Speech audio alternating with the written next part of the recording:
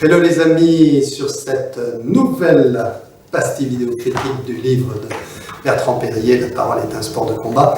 Je vais vous parler d'un sujet qui est récurrent, c'est un marronnier, c'est le monstre du Loch Ness, hein, c'est comme la rentrée des classes sur TF1. Donc c'est le non-verbal avec le mythe de Mehrabian, dont je parle ici, dans les 33 mythes qui vous veulent du mal dans cet ouvrage. C'est le grand mythe.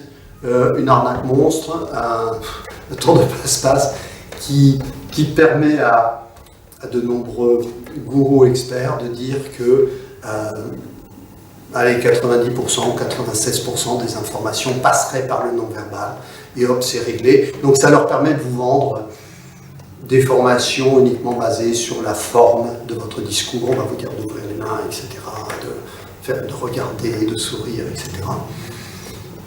Bon, pas très efficace, j'en ai eu beaucoup d'exemples. Mais donc c'est un mythe, le mythe de Mehrabian, et ça ceci c'est un des grands disqualifiants de ce livre, c'est que notre ami Bertrand Périer, qui n'a pas bien lu le mythe de Mehrabian, pourtant il est expliqué par des experts, moi-même dans Présenter pour convaincre, je pense, ou en tout cas dans les deux, peut-être ici. Dans tous mes livres, j'y fais référence et je donne la vraie étude de Mehrabian. Je ne suis pas le seul, il y a beaucoup d'experts qui remettent les pendules à l'heure. Mehrabian n'a jamais dit que 96% du message passe par le non-verbal. C'est dans certaines circonstances, sur certains messages uniquement. Mais le verbal, ce que l'on dit, a énormément d'importance. Et d'ailleurs, à ce propos, l'auteur qui dit que 96% passerait par le non-verbal, d'entrée de jeu, dans les premières pages du livre, semble oublier que lui-même a fait des études de droit et que tout ce qui se passe dans les tribunaux est basé sur le droit, qui est très précis. Si vous allez faire votre discours face à des juges et que vous êtes uniquement sur l'ouverture des mains, etc., le sourire, machin, vous n'irez pas très loin parce que le juge vous dira « Monsieur, l'article temps, c'est ça, ça et ça et ça. » Et ça, c'est du verbal.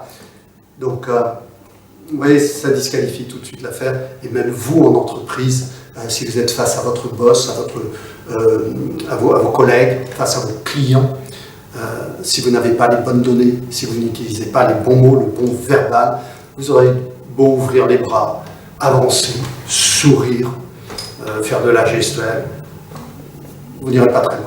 Okay, donc enlever ce mythe de Mehrabian des 96% de non-verbal qui font tout, c'est pas aussi simple. Et allez chercher des informations dans l'un de mes guides, je pense que c'est Présenté pour convaincre. Oui, c'est là-dedans. Dans ce guide, que j'explique ce qu'il en est. Et oui, le verbal est important, le non-verbal est important, mais il faut faire le lien avec le verbal. Hein. Ok, très bien. Bon, bah écoutez, on avance. On est presque rendu à la fin de ces critiques sur ce livre. Voilà. On abordera dans les prochaines pastilles la gestion du temps, les médias et les réunions, puisque ce sont des sujets sur lesquels notre auteur s'est aventuré. Je vous donnerai mon avis sur ces points, la fameuse gestion du temps, les médias et les réunions. À bientôt, de vous revoir.